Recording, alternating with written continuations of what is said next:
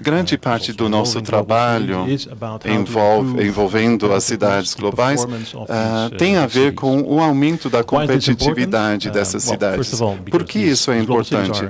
Primeiro, porque essas cidades globais são os motores de crescimento nacional. Muitas vezes as metrópoles são mais produtivas, têm maiores taxas de crescimento, são mais inovadoras e são importantes para outros fatos e desdobramentos. Por exemplo, o processo de deixar o planeta cada vez mais verde, o greening, reconhece o papel das cidades. Por quê? Por dois motivos. Em primeiro lugar, as metrópoles, num nível local, estão mais próximos às preferências locais. Muitos problemas podem ser solucionados mais facilmente nas cidades globais do que nacionalmente. Eu diria que nós temos um avanço, que nós vamos ouvir, inclusive, o Comitê de Assuntos Federativos, buscando uma pactuação multiscalar em torno, entre outras coisas, da questão metropolitana. Nós temos observatórios de consórcios públicos do federalismo. Nós temos também os grupos, por exemplo, nos macros financiamentos no Brasil, PAC Minha Casa Minha Vida, nós temos a inovação de dos chamados grupos gestores interfederativos, onde o financiamento tem um monitoramento criativo em várias escalas. Ou seja, em termos de gestão, nós estamos presenciando avanços inegáveis. Ao mesmo tempo, né, nós não podemos fechar os olhos para os vários desafios.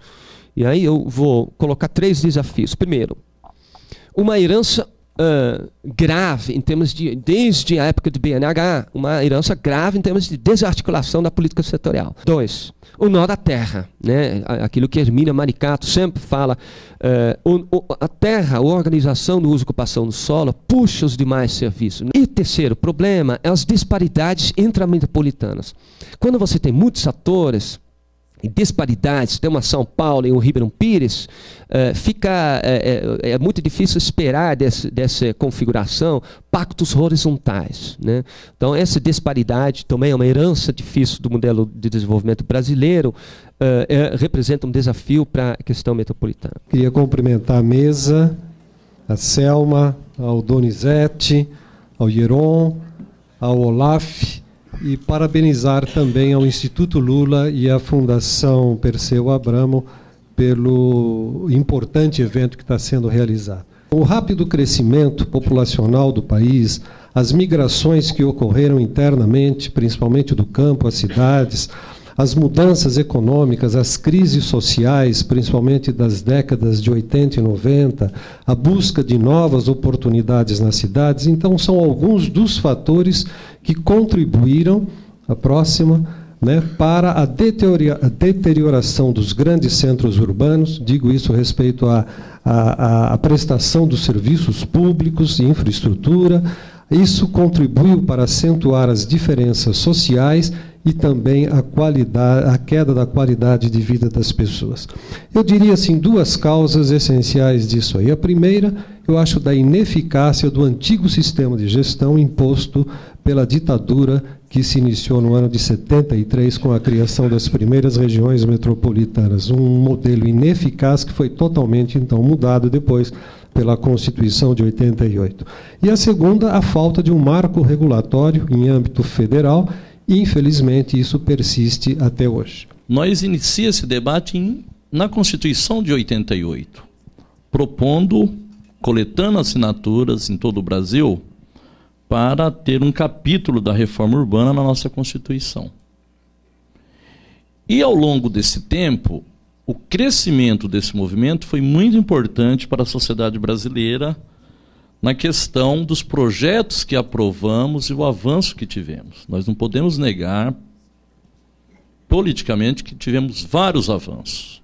E avanços com normas aprovadas de baixo para cima, ou seja, com a participação popular para as cidades. Isto é um tema muito importante da participação popular.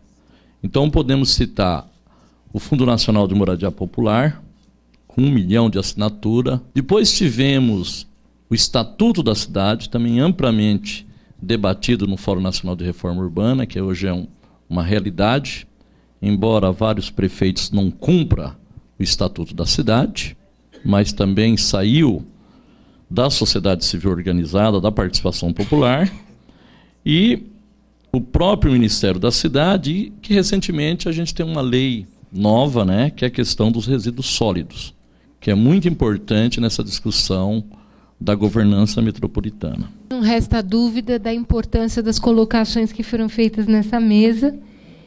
E passamos ao debate. Vocês nos falaram aqui da evolução das cidades, e o Pedretti, inclusive, ressaltou o extraordinário crescimento nos últimos 40 anos. Hoje, mais de 80% da população vivendo nas cidades. Fui prefeita de Betim, da década de 90, da região metropolitana de Belo Horizonte. Lá, naquela época, a cidade, em 96, já tinha 150 mil habitantes. Hoje, sou prefeita de novo da mesma cidade, com 380 mil habitantes. Eu, hoje, estou desenvolvendo um estudo com alguns amigos na universidade do transporte sobre trilhos. E aí, na universidade, nós localizamos o professor Ivanil Nunes, que faz uma reflexão sobre transporte sobre trilho na América Latina. É a questão de que nessas leis criadas hoje pelo governo do Estado de São Paulo, o que a gente pôde observar é que, nas entrelinhas, os municípios vão perder a titularidade municipal sobre os seus serviços de saneamento básico, abastecimento de água e esgotamento sanitário. E justamente por ser uma cidade produtora de água, ela é uma cidade que é sofrida por uma série de leis estaduais que sofrem restrições, né? A dificuldade de instalação de indústrias, mesmo não poluentes. Eu trabalho com licenciamento ambiental, uma indústria, mesmo não poluente, leva uma burocracia imensa para poder conseguir uma autorização, então eles nem querem ir para a cidade. A nossa Constituição propõe o controle social através dos conselhos. Então, em todas as cidades, na minha e na cada um de vocês, tem mais de duas dezenas de conselhos. A cidade de São Paulo é uma cidade, vamos dizer, global, que é as 100 maiores, vamos dizer, companhias, vamos dizer, do planeta. Ela tem, vamos dizer, sede aqui na cidade de São Paulo, né? Mas é uma cidade, vamos dizer, insustentáveis. 63% aqui da população, né, tem renda aqui de 0 até um salário mínimo por mês.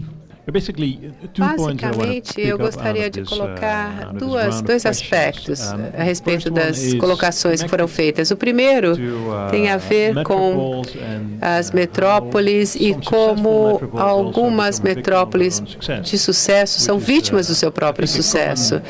É uma questão comum em várias áreas metropolitanas. E mencionou-se aqui, corretamente, que as metrópoles são o motor do crescimento e que os conglomerados levam a mais crescimento econômico e também oportunidades. Eu mencionei na minha exposição a importância do financiamento, o financiamento como indutor, como instrumento de sedução dos demais entes federativos na direção de planejamento e gestão de serviços de interesse comum. Que nós estamos falando? Por exemplo, você tem financiamentos do governo federal buscando uma colaboração em torno de planos diretores ou a criação de mecanismos de coordenação voluntária entre os prefeitos. Uma das grandes que eu coloco das compensações do capital é ter a questão, que é a questão do capital pagar o transporte. Porque o trabalhador, quando ele vai trabalhar e ele chega na empresa, no local de trabalho, se ele tiver um bom transporte, ele vai trabalhar muito melhor, vai produzir muito mais.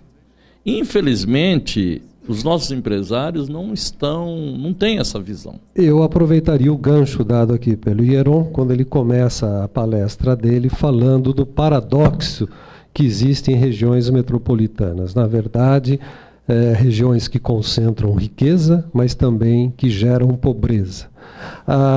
Eu diria o seguinte, na Europa está havendo uma discussão muito grande no âmbito da comunidade europeia, que se fala da coesão territorial, da integração territorial, objetivando a diminuição das desigualdades sociais. As questões levantadas aqui, elas têm relação central com o grande desafio de pensar a questão metropolitana no nosso país no quadro de planos nacionais em todas as áreas que envolvem os temas metropolitanos. O Brasil hoje tem um plano nacional de mobilidade urbana, tem um plano nacional de saneamento, estão previstas ações no âmbito do planejamento nessas áreas, considerados o debate com a sociedade civil, que são muito desafiadoras de um lado e inconcebíveis de serem pensadas sem a integração metropolitana, e ainda o tema da integração regional para os pequenos municípios, que também é desafiador e necessário nessa etapa do nosso desenvolvimento, no processo que o Brasil está experimentando.